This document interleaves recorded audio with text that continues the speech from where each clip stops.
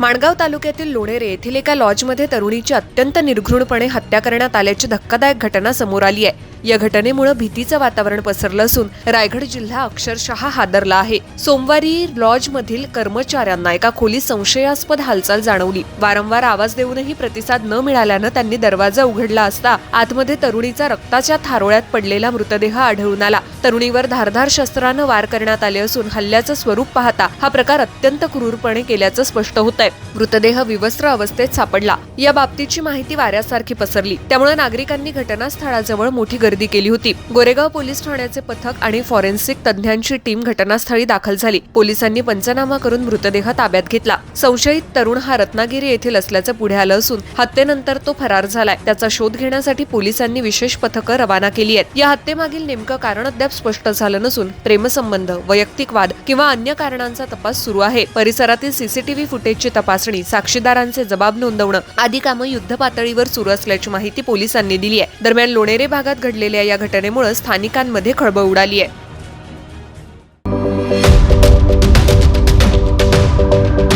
यूट्यूबवर सुद्धा Raigad times search करा आणि पहा रायगडच्या कानाकोपऱ्यातील प्रत्येक बित्तम बातमी। आणि हो, लगेच सबस्क्राईब बटनवर क्लिक करायला विसरू नका। रायगड टाइम्स, आपलं चॅनल, आपला आवाज।